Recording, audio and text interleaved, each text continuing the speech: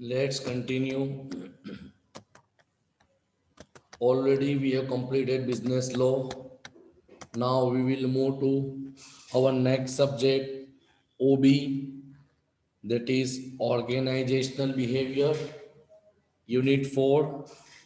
In this unit, we have to complete 4 chapters: organizational change, organizational culture, organizational development, and techniques of organizational development.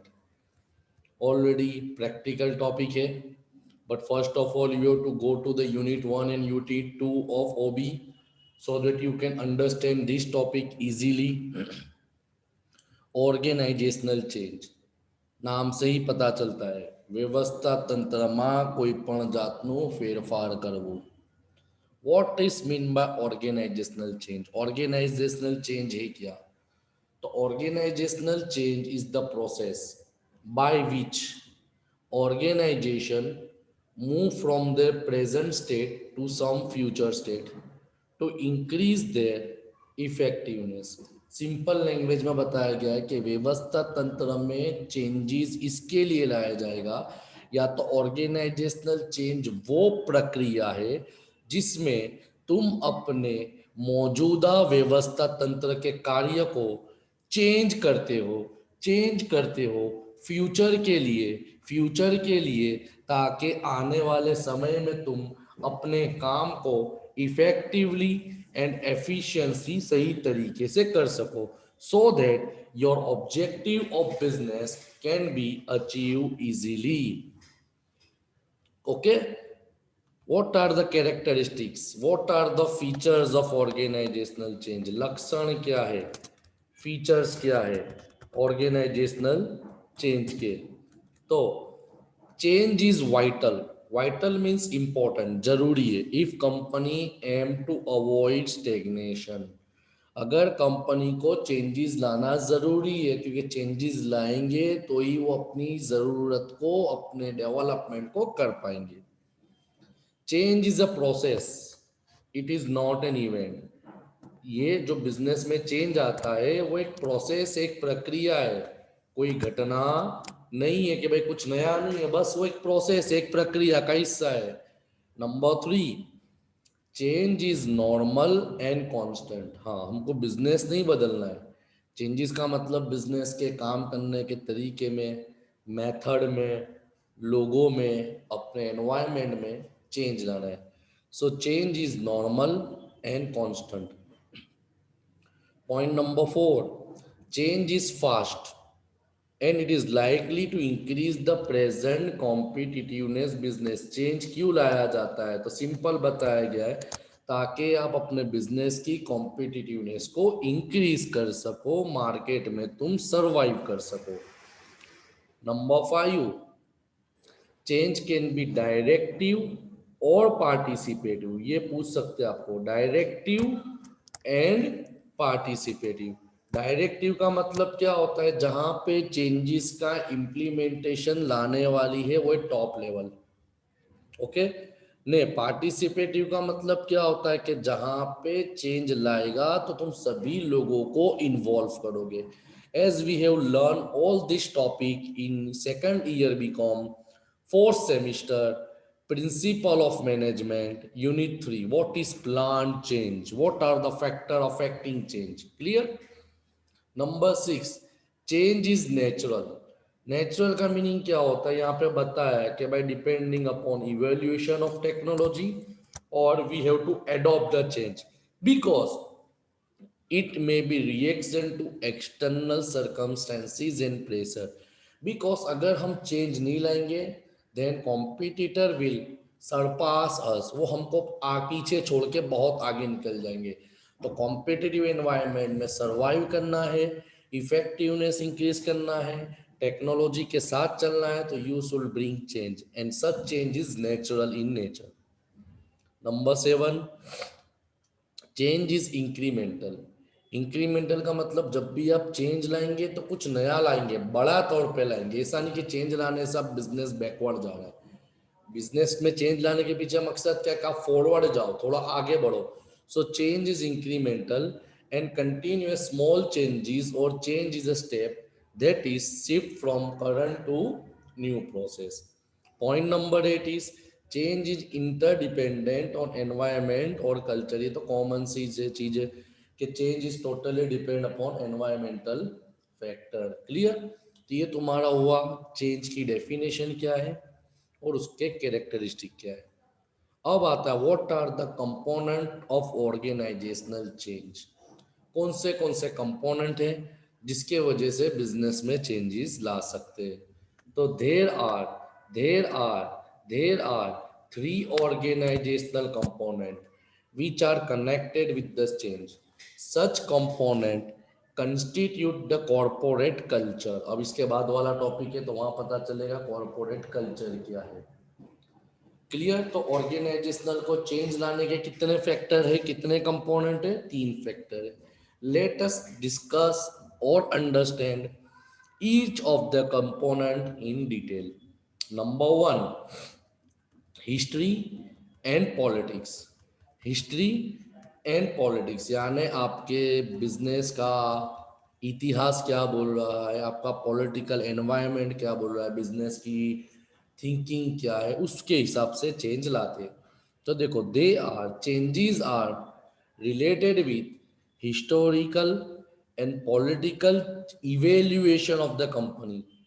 Following question must be considered while planning for change. देखो आप अभी change लेके नहीं आए हो, change के बारे में सोच रहे हो, तो आपको हिस्ट्री के मुताबिक, आपके बिजनेस के पॉलिटिकल एनवायरनमेंट के मुताबिक कौन सी चीजों पे ध्यान देना है देखते हैं। Number 1, what is the origin of the company and what are the associated value। ये where है, what were the, ऐसा भी लिखोगे what are the associated value कि तुम्हारी कंपनी की ओरिजिन कब की है, कितनी जुनी है, कौन सी वैल्यू को आपको ध्यान देना है।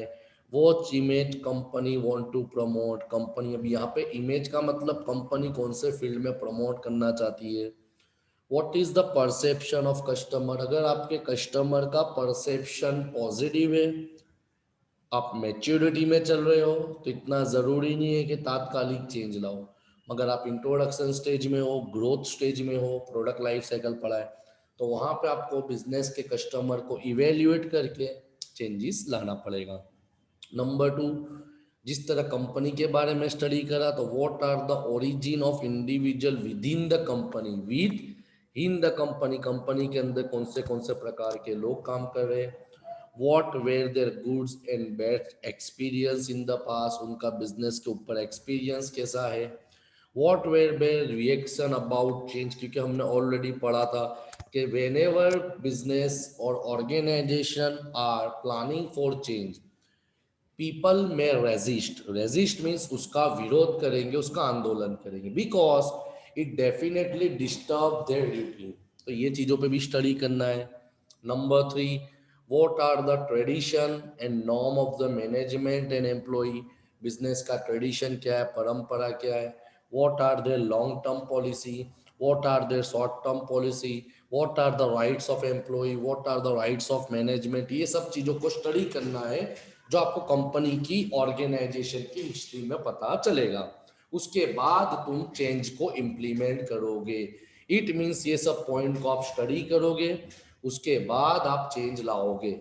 जब तुम चेंज के बारे में प्लानिंग करते हो बिजनेस लेवल पे, तो आपको आपकी बिजनेस की हिस्ट्री और पॉलिटिक्स को स्टडी करना जरूरी है। what is the relationship between power within the organization and who will implement the change लाएगा तो कौन लाएगा, कहां से लाएगा, कैसे लाएगा।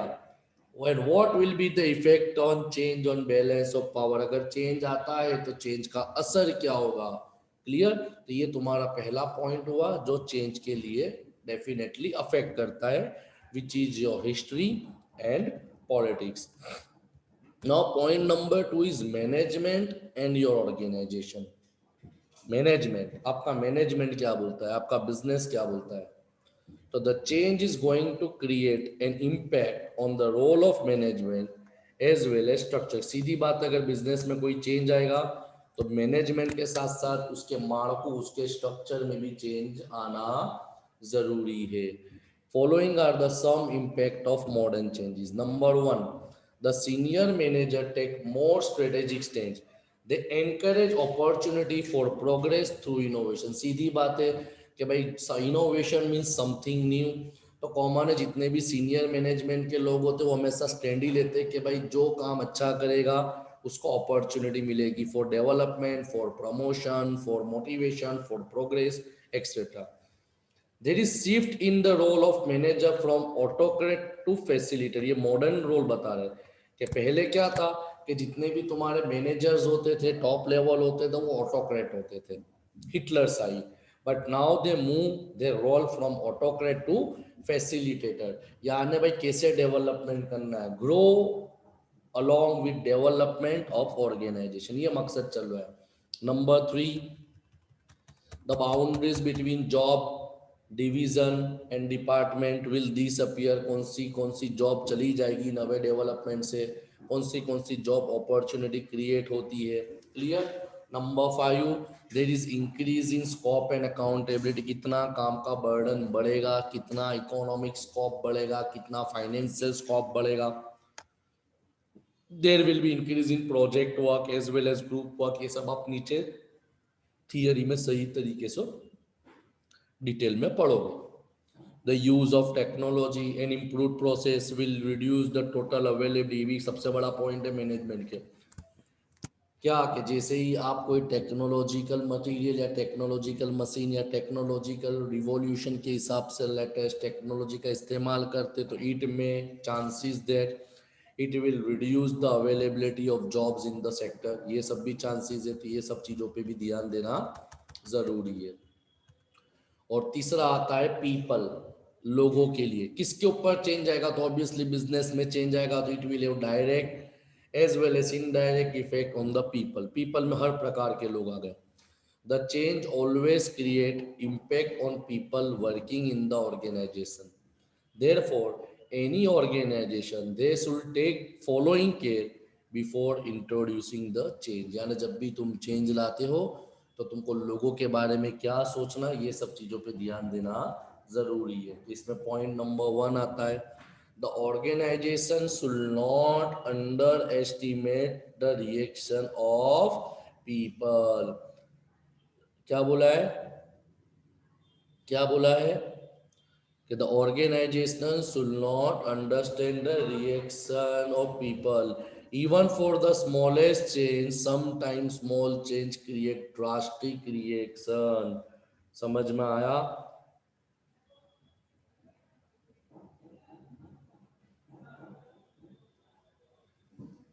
कि छोटे से छोटा चेंज भी तुम्हारे बिजनेस पे बहुत ज्यादा असर कर जाता है.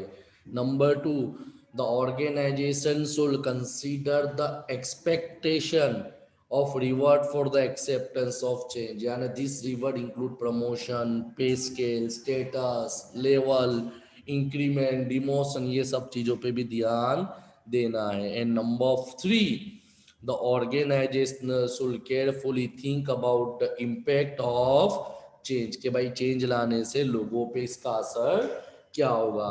तो these are the three factor which affect the change. अब आता है लेवल ऑफ चेंज. कितने प्रकार के चेंज होते हैं, तो बेसिकली 3 लेवल के ही चेंज होगी. ये भी आपको सेम ही पॉइंट है. Individual level change, number two group level change, and number three organizational level change. देखते हैं. Individual, as it name suggest, individual level change include change in job assignment, physical move to different location that is called transfer, change in maturity of a person. यानी इंसान के related कोई change आता है. Individual level change में और may not create impact on organization. इसका इतना असर नहीं होता. क्यों? क्योंकि ये सब पे इफेक्ट नहीं करेगा, सब पे इफेक्ट नहीं करेगा. देखो एग्जांपल बहुत अच्छा दिया है. For example, when there is transfer of employee from one place to another, then it may create the disturbance in organizations such as change in working style of his subordinate or colleague. यानी difference खाली कितना है कि उसके साथ जो काम कर रहे हैं उनको थोड़ा बहुत डिफरेंस होगा. Therefore, before introduction or before introducing individual level change, the organization must understand its effect on the organization, that is implementation, कि अगर चेंज आता है तो इसका असर बिजनेस पे कैसा होगा. Point two is group level change. Group means business is a part of society where different people of different types of people are working to achieve common goal, and they are working in a group. They are working in a team. तो तुमको ये चीज पे भी ध्यान देना है. The group in the organization can be formal or informal. कुछ भी हो सकते हैं. Changes at group level में affect the workflow, design, organization as well as communication pattern, सब पे असर पड़ेगा. बिकॉज बिजनेस में generally in today scenario worker are working in a group, they are working in a team. Therefore the manager must consider the group factor while implementing group level change. तो simple है, ये बताया कि कौन सा change होता है. नहीं, एंटरप्रेन्योर को, मैनेजर को, टॉप लेवल वालों को, ऑर्गेनाइजेशन को कौन सी चीज पे ध्यान देना है. And last one is organizational level change. Organizational level change include change in major program. Organization का मतलब सब कुछ आ गया, चाहे इंडिविजुअल हो के चाहे ग्रुप हो. जैसे एग्जांपल देखो, रीऑर्गेनाइजेशन ऑफ स्ट्रक्चर, का स्ट्रक्चर ऊपर नीचे कर देना, सबकी रिस्पॉन्सिबिलिटी में चेंज आएगा, बिजनेस के ऑब्जेक्टिव में चेंज आएगा, लोगों के काम करने के तरीके में चेंज आएगा, एम्प्लॉय के रेम्यूनरेशन में चेंज आएगा. क्योंकि ऑर्गेनाइजेशनल लेवल चेंज है, इट मींस इट में automatically affect individual and group level change. These changes are also called OD, organizational development, and top management is responsible for this type of change. Clear. ये चेंज के लिए कौन responsible होता है? Top level, middle level, bottom level नहीं. And these changes are made over a long period of time and require long term planning. यानी basically अगर तुमको पूरे बिजनेस लेवल पे चेंजेस लाना है तो कॉमन एक दिन में नहीं ले लेंगे, इसको समय भी लगेगा प्लानिंग करने में, इसको एक्सेप्ट करने में भी टाइम लगेगा. तो यहाँ पे तुम्हारा पहला टॉपिक, पहला क्वेश्चन, पहला चैप्टर ऑर्गेनाइजेशनल चेंज अवर होता है. नेक्स्ट लेक्चर में दूसरा टॉपिक कंटिन्यू क्लियर करेंगे.